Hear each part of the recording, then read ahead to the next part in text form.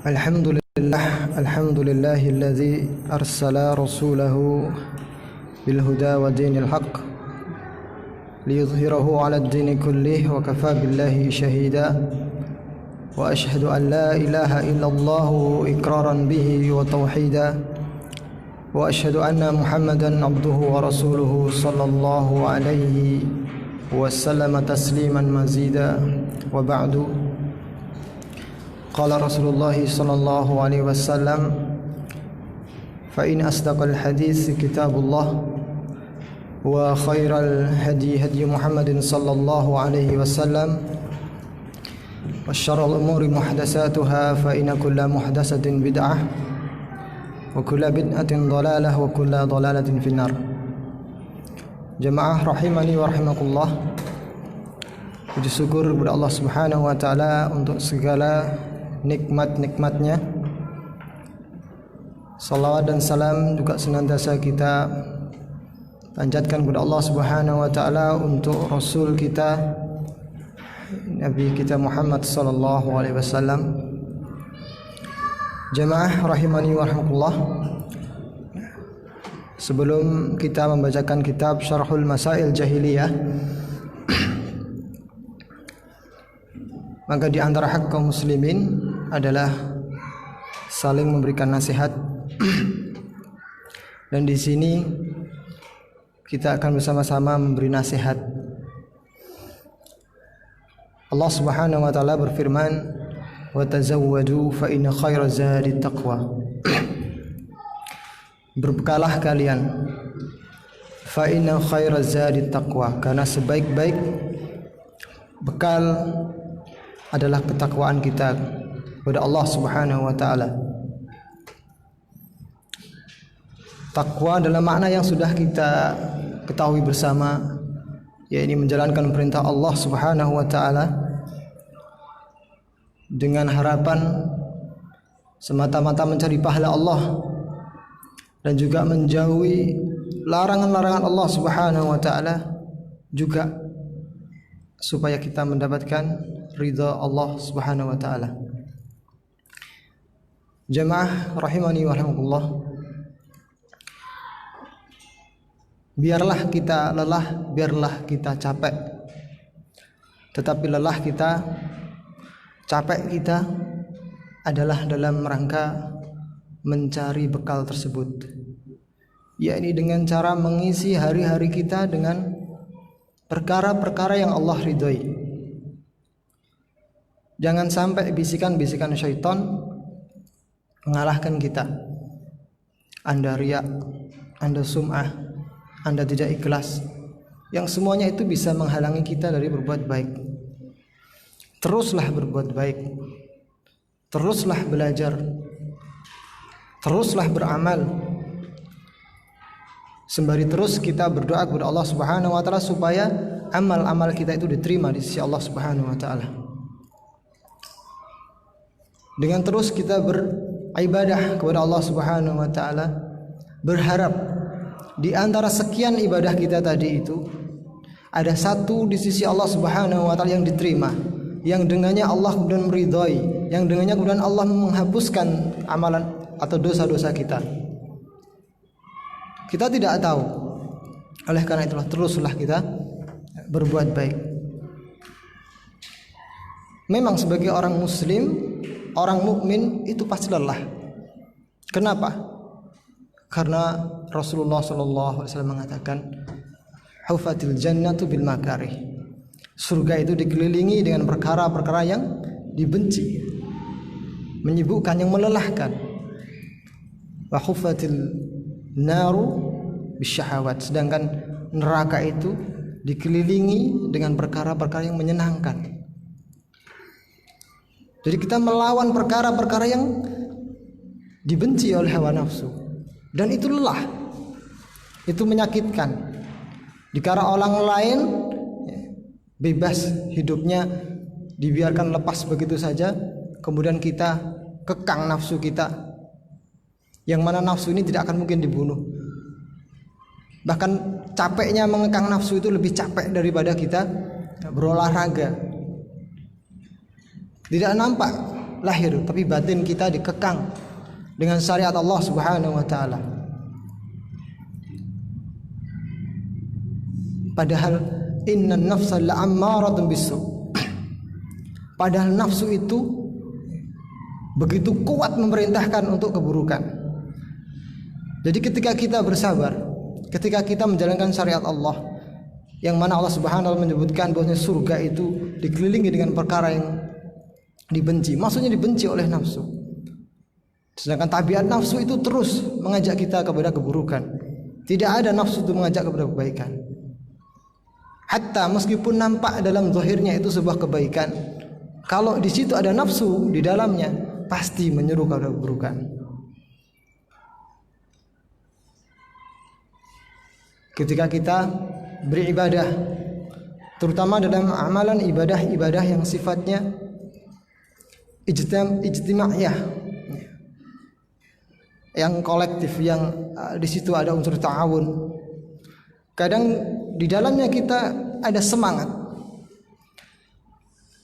ada kebanggaan, ada kesenangan di dalamnya.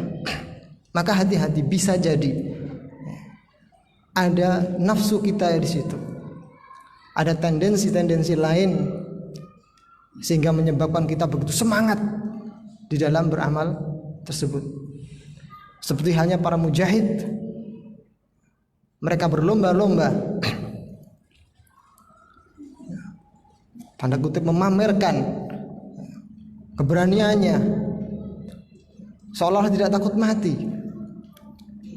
Ketika itu bukan karena Allah Subhanahu wa taala, maka itu adalah dorongan nafsu supaya dipuji, supaya disanjung, dan lain sebagainya. Oleh karena itu jamaah rahimani wa rahimakumullah, teruslah belajar, teruslah mencari ilmu, terus mencari ilmu sampai ilmu itu bisa merubah perilaku. Jadi kita belajar itu bukan sekedar mencari yang baru. Ini harus perlu diluruskan. Terkadang kita belajar itu harus ada hal yang baru. Itu tidak mesti. Belajarlah terus sampai perilaku kita itu berubah. Karena sebab ilmu yang kita peroleh. Yang dulunya malas menjadi semangat, yang dulunya kikir menjadi dermawan, dan seterusnya dari nilai-nilai positif. Terus seperti itu. Dan itu yang tahu kita sendiri. Oleh karena itu bersemangatlah. Allah Subhanahu wa taala mengatakan wa tazawwadu, berbekallah. Jangan sampai kita sibuk berbekal untuk urusan dunia, yang mana kita sepakat, kita tahu ini akan kita tinggal, dan sifatnya sementara, dan sifatnya pun Allah Subhanahu wa taala akan kapan pun bisa mengambilnya tanpa kita siap. Dan contohnya sudah banyak. Orang dalam kondisi senang, tidak ada maksud untuk berbuat dosa dan apapun, tapi ternyata Allah Subhanahu wa taala dengan seketika itu mencabut seluruh nikmatnya. Betapa banyak di antara kita mendapatkan kejadian rumahnya terbakar, saudaranya jatuh dari pesawat. Saya pernah diajak curhat salah satu jamaah kita, wallahi Ustaz, kemarin malam baru saja telepon dengan kita, besok pagi jatuh pesawatnya. Tidak ada yang mengira, tidak ada yang tahu. Oleh karena itu banyak-banyaklah kita merenungi firman Allah Subhanahu wa taala. Maka beruntunglah bagi mereka yang Allah Subhanahu wa taala sibukkan hari-harinya dengan Al-Qur'an. Karena itu adalah surat-surat Allah Subhanahu wa taala untuk kita, para hambanya. Cuma hanya terkadang kita sebagai hamba itu lalai dari apa yang Allah Subhanahu wa taala firmankan. Syukur-syukur bisa menghafal, memahami maknanya, bertahaplah. Kalau belum bisa membaca, dan seterusnya. Jangan sampai kemudian kita disibukkan dengan perkara dunia, dan itu sudah Allah Subhanahu wa taala firmankan. Jemaah rahimani wa rahmatullah, kita lanjutkan membacakan kitab Syarhu Masail Jahiliyah yang ditulis oleh Syekh Shalih ibn Fauzan, Abdullah ibn Fauzan hafizallahu taala. Dan kita sudah sampai di permasalahan yang ke 22 di antara sikap atau perangai jahiliyah. Qala al-muallif rahimahullah, al-mas'alatu tsaniyah wal isrun, permasalahan yang ke-22, ittikhadhuhumul ad-dina lahwan wa la'iban. Di antara perkara jahiliyah yang hendaknya kita waspadai dan kita jauhi, dan ini menjadi sikap atau perilaku orang-orang jahiliyah, yakni mereka menjadikan agama mereka itu lahwan wa la'iban. Apa itu lahwan? Apa itu la'iban? Syekh mengatakan al-lahwu huwa kullu batilin yulhi 'anil haqq. Lahwun yang kita terjemahkan biasanya dengan sendau gurau. Apa itu lahwun? Syekh mengatakan huwa kullu batilin, setiap kebatilan, yulhi 'anil haqq, yang memalingkan manusia dari kebenaran, itu lahwun. Wal la'ibu, adapun la'ib, huwa diddul jidd, yaitu lawan dari bersungguh-sungguh, yakni main-main saja. Nah, ini model beragamanya orang-orang jahiliyah. Ingat, kalau kita sebut jahiliyah, itu termasuk ahli kitab itu jahiliyah. Mereka menjadikan agama itu la'ibun wa lahun. Gunasa mengatakan wa huwa ma la fa'idata fih, yaitu perkara yang tidak ada manfaat di dalamnya, tidak bernilai, terutama di sisi Allah Subhanahu wa taala.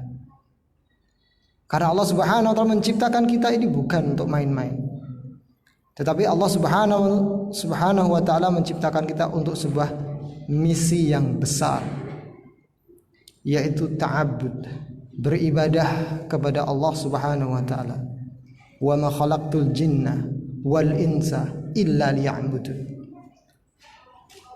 Ayat ini sering kita dengar, tapi harusnya kita renungi bahwasanya Allah Subhanahu wa taala tidaklah menciptakan kita di dunia ini, tidak ada tujuan lain kecuali beribadah.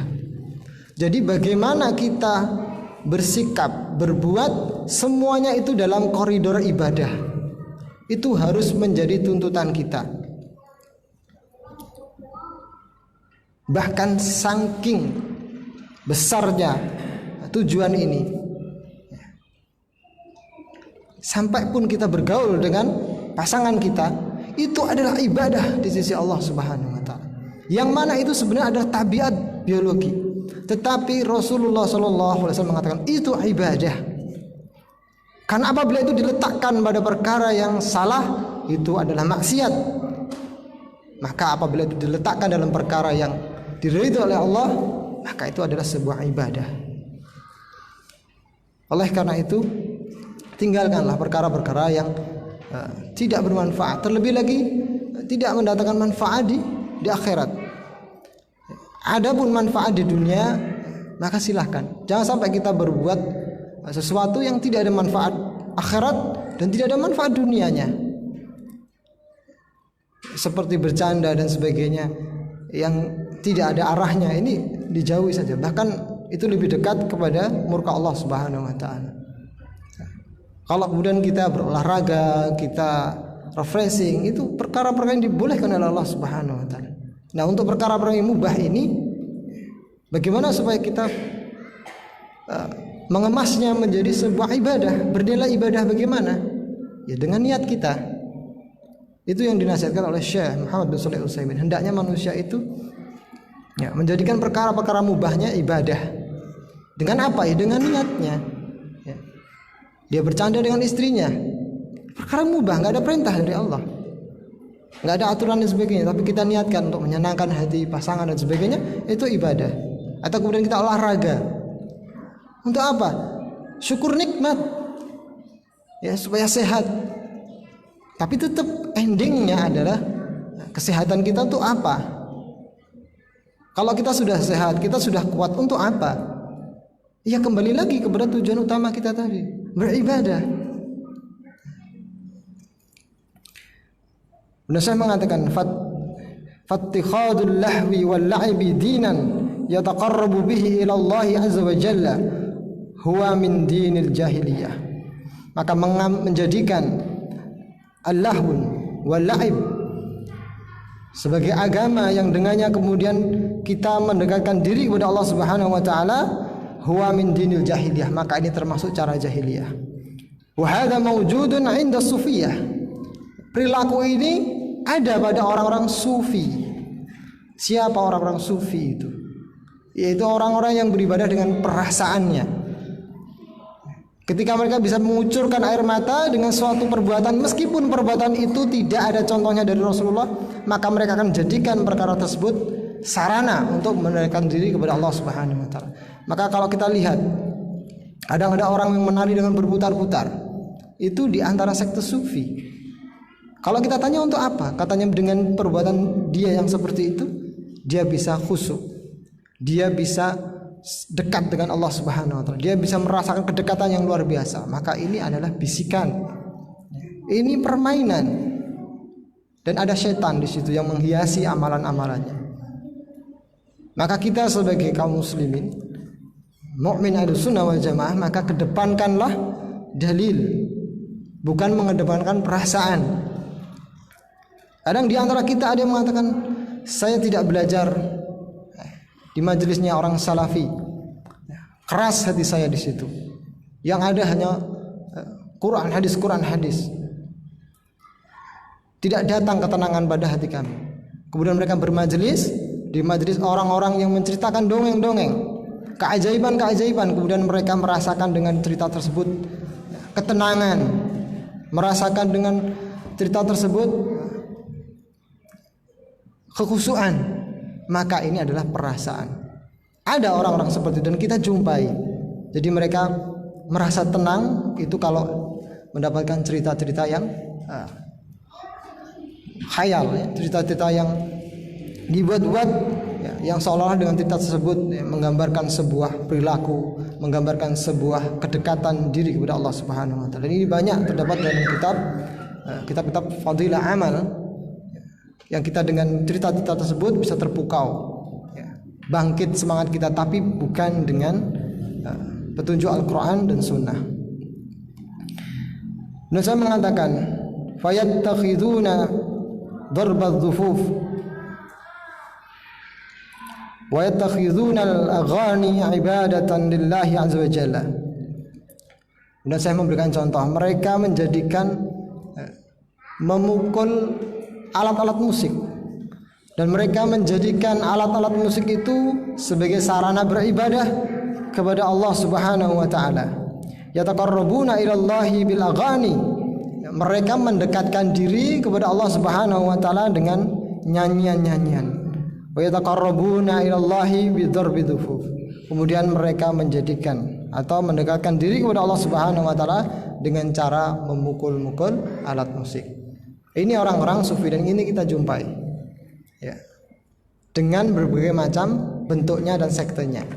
Ada yang hanya memukul kendang, ada yang sudah dengan gitar dan drumnya dikemas dengan musik-musik modern ataupun klasik, dan mereka mengatakan dengan itu syiar. Kalau mereka mengatakan ini syiar, berarti secara tidak langsung mereka mengatakan ini adalah dakwah.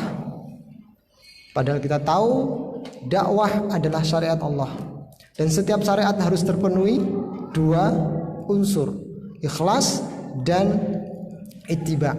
Ada enggak petunjuk dari Rasulullah SAW mendakwahi manusia dengan cara yang seperti itu? Namun sayang, ya, kaum muslimin banyak yang ikut di dalam kegiatan tersebut.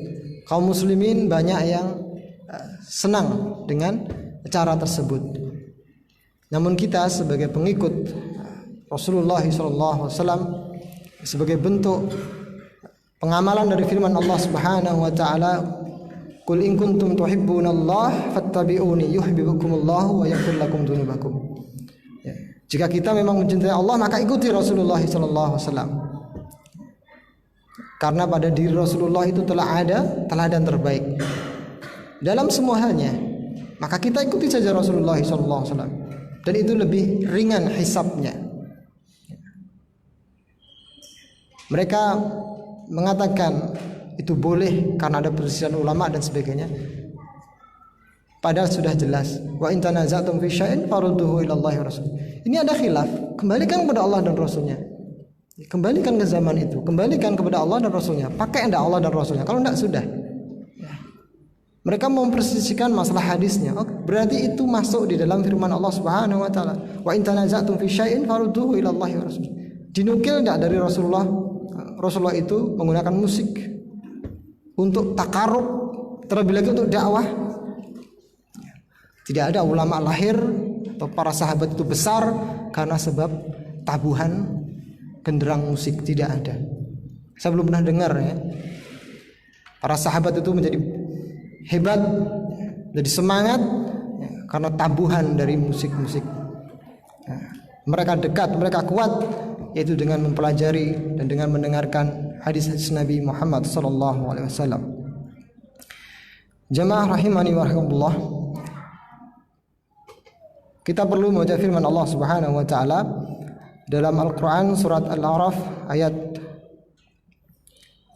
51. Yang ini menjadi dalil bahwasanya ada di antara manusia yang menjadikan agama ini lahwun wa la'ib, yaitu menjadikan agama ini senda gurau dan permainan. Allah Subhanahu wa taala berfirman dalam surat Al-A'raf ayat 51. Allah berfirman, alladzina ittakhadhu dinahum lahwan wa la'iban wa gharatuhumul hayatud dunya. Orang-orang yang menjadikan agama mereka sebagai main-main dan senda gurau. Wa gharatuhumul hayatud dunya. Kemudian kehidupan dunia itu telah memperdaya mereka, menipu mereka. Falyawma nansahum kama nasu liqa'a yaumihim hadza.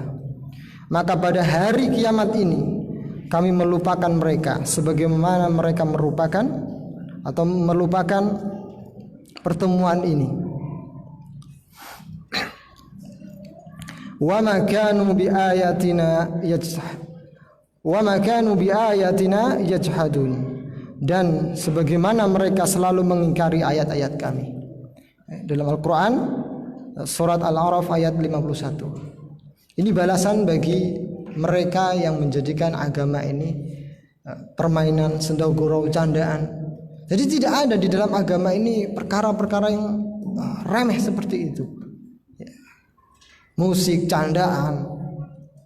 Maka termasuk perkara yang kurang baik adalah ketika di dalam majelis ilmu banyak tawanya. Ya, di dalam majelis ilmu banyak tawanya. Ini hati-hati.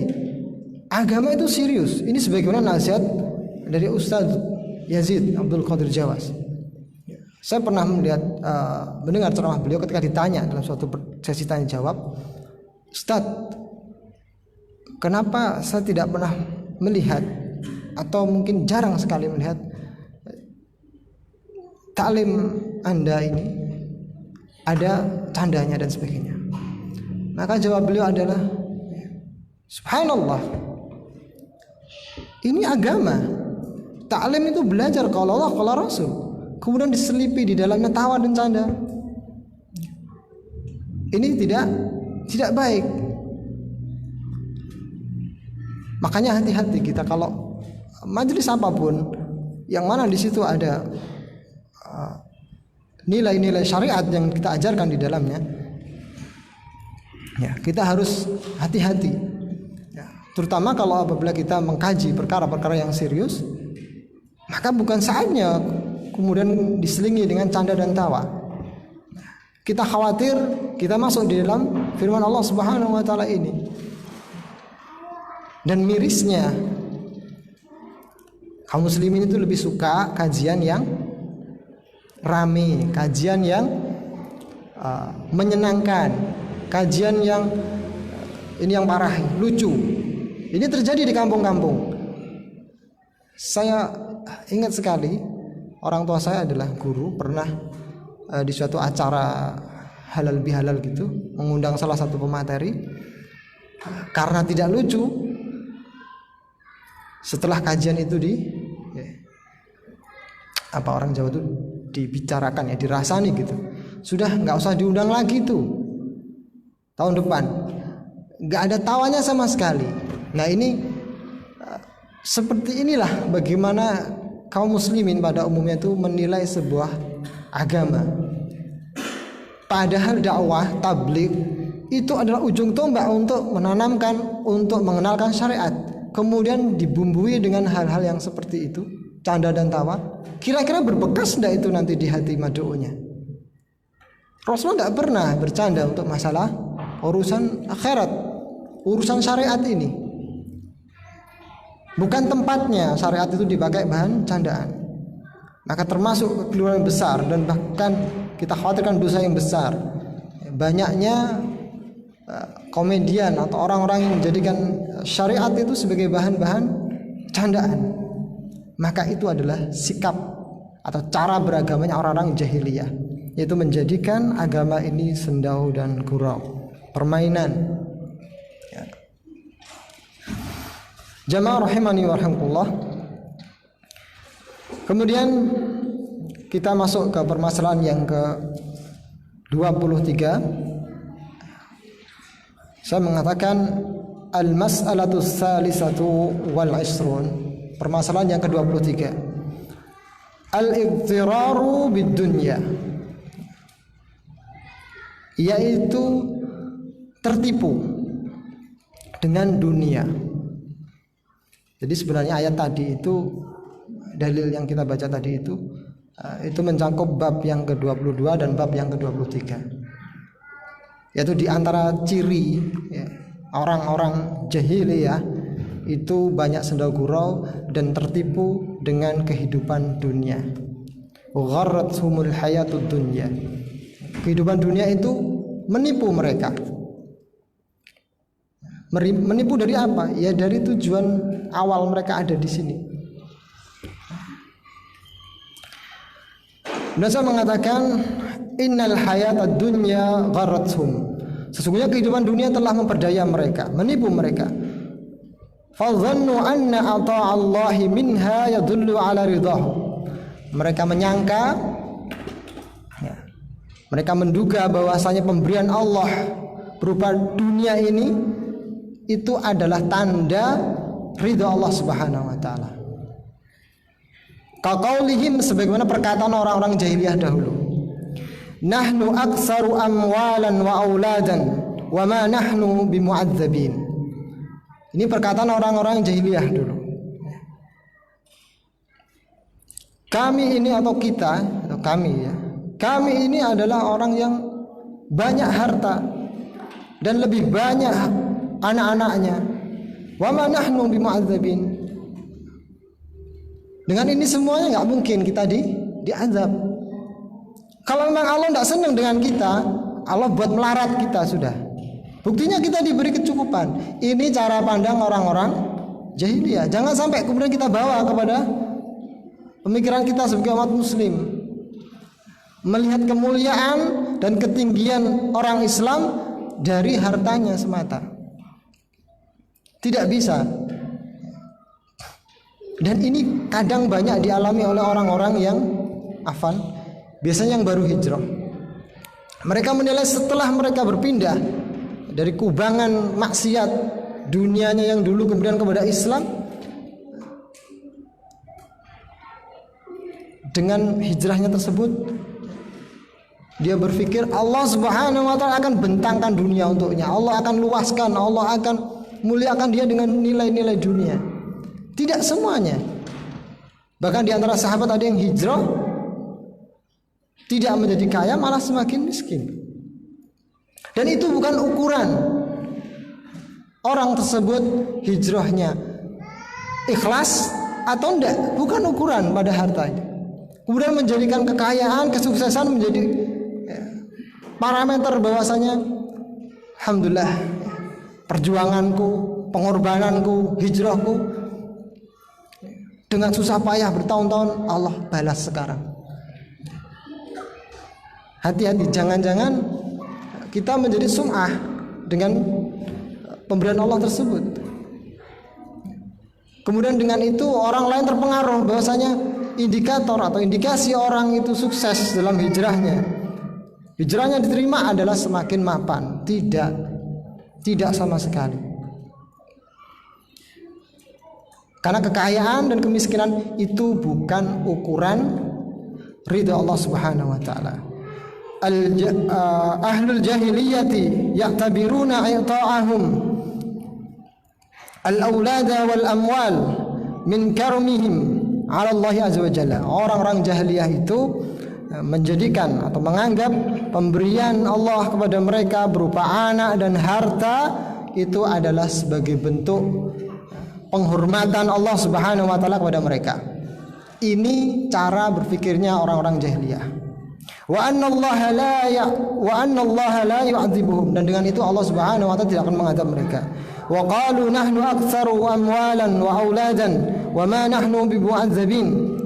Qul inna rabbi yabsutu rizqa liman yasha' wa yaqdiru walakinna aktsaran nasi la ya'lamun. Ketika mereka menyangka seperti itu, Allah mengatakan, "Qul," katakan wahai Muhammad, "Inna rabbi," sesungguhnya Rabbku, yabsutu rizqa liman yasha', Allah membentangkan rizki kepada siapapun yang Dia kehendaki. Wa yaqdiru walakinna aktsaran nasi la ya'lamun, atau la ya'lamun. Dan Allah Subhanahu wa taala juga berkehendak siapa yang disempitkan akan Allah Subhanahu wa taala akan sempitkan. Akan tetapi kebanyakan manusia itu tidak mengerti. Jadi mereka hanya menilai keberhasilan cinta Allah Subhanahu wa taala itu dengan harta. Semakin mapan, semakin nyaman, kemudian kita merasa Masya Allah, aku dimuliakan Allah. Ini hati-hati. Wa ma amwalukum wala auladukum billati tuqarribukum indana zulfa.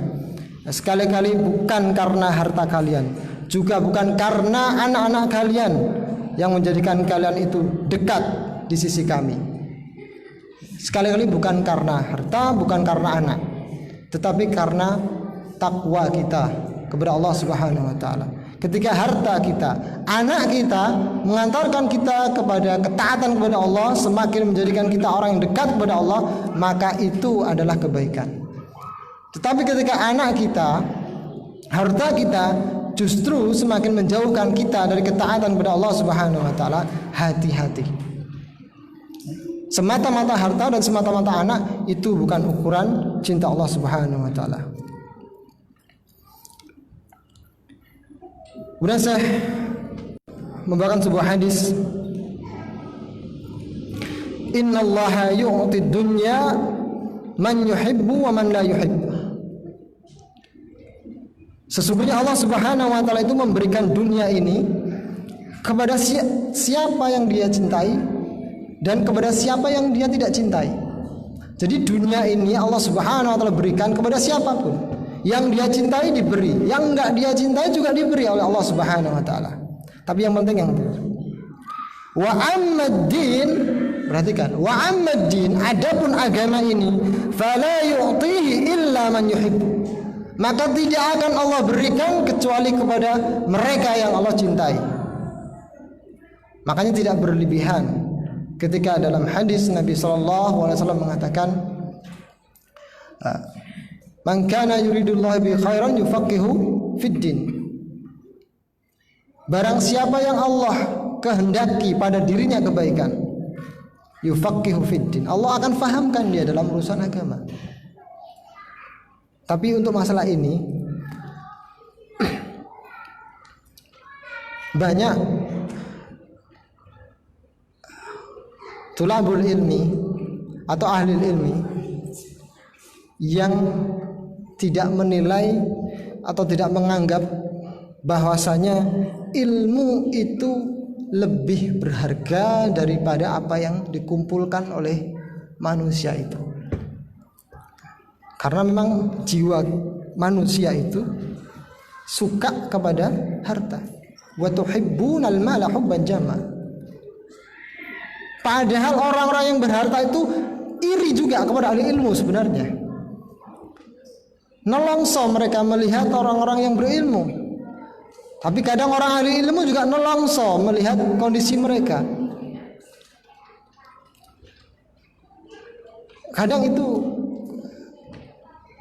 kita rasakan kalau kita melihat saudara kita atau teman seperjuangan kita ketika belajar, sekarang sudah bergelimang harta, bisa beli mobil, punya rumah dan sebagainya. Kita jangankan beli rumah, ngontrak saja kepayahan.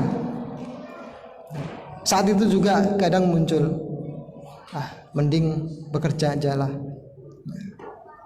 Apain susah-susah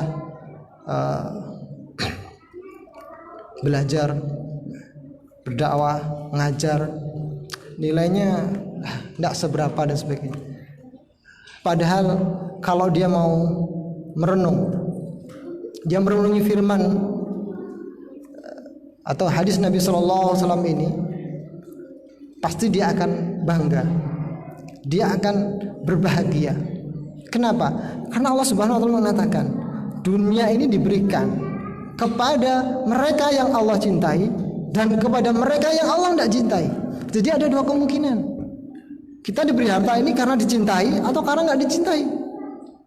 Tapi kalau ilmu, Allah mengatakan, wa amadi, adapun agama, tidak akan mungkin Allah berikan kepada yang tidak dicintai. Pasti Allah akan berikan agama ini, pemahaman ini kepada yang Allah cintai saja.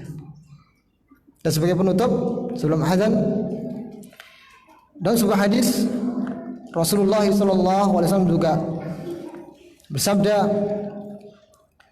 "Lau kanatid dunya ta'dilu 'inda Allahi janaha ba'udatin, ma saqa minha kafiran surbata ma'in." Rasulullah mengatakan, seandainya dunia ini yang kita berpijak di atasnya dengan berbagai macam perhiasannya dan keindahannya, seandainya dunia ini di sisi Allah Subhanahu wa taala senilai, jadi nilainya itu sama, seandainya dunia itu punya nilai yang sama dengan satu sayap nyamuk, bukan sepasang, satu saja, seandainya dunia beserta isinya itu setara dengan satu sayap nyamuk di sisi Allah Subhanahu wa taala, niscaya Allah Subhanahu wa taala tidak akan memberikan seteguk air pun kepada orang-orang kafir. Maksudnya apa ini? Dunia itu tidak lebih berharga daripada sayap nyamuk yang satu itu. Saking tidak berharganya, maka wis tidak apa-apa sudah. Yang kafir-kafir, yang maksiat, Allah berikan di dunia. Karena memang remeh, tidak senilai dengan sayap nyamuk, satu saja, bukan sepasang, satu saja, tidak senilai. Mungkin kita bertanya, kok bisa? Itulah, demikianlah di sisi Allah Subhanahu wa taala. Dunia beserta isinya dengan satu sayap nyamuk itu tidak lebih berharga. Mungkin kalau kita bisa mencari alasannya, kenapa? Karena di dalam satu sayap nyamuk itu Allah ciptakan dengan kalamnya kun fayakun, jadi dunia pun juga sama. Jadi tidak ada yang spesial. Kemudian kalau kita bertanya, tapi kan di dunia itu ada nabi, ada dan sebagainya. Ini dunia secara umum, tapi di dalamnya juga maksiat juga luar biasa, kesyirikan juga ada di situ di dunia. Tapi pada sayap nyamuk itu ada apanya coba? Nyamuk itu tidak berdosa dia. Jadi masih wajar. Di sisi Allah Subhanahu wa taala sama-sama makhluknya. Itulah dunia, hakikat dunia di sisi Allah Subhanahu wa taala. Namun bagi kita atau siapapun kita, Karena Allah Subhanahu wa taala sudah mengatakan bahwasanya dunia ini diberikan. Allah berikan kepada siapa yang dicintai atau kepada siapa yang tidak dicintai. Maka pergunakanlah nikmat Allah tersebut, yaitu harta, apapun yang Allah Subhanahu wa taala berikan, maka gunakanlah demi ketaatan kepada Allah Subhanahu wa taala, yaitu untuk menambah bekal kita di akhirat kelak. Wallahu a'lam bishawab. Mungkin ini yang bisa kami sampaikan, kurang lebihnya kami mohon maaf. Akhirnya kita tutup dengan doa kafaratul majlis. Subhanakallahumma wa bihamdika asyhadu an la ilaha illa anta astaghfiruka wa atubu ilaik. Assalamualaikum warahmatullahi wabarakatuh.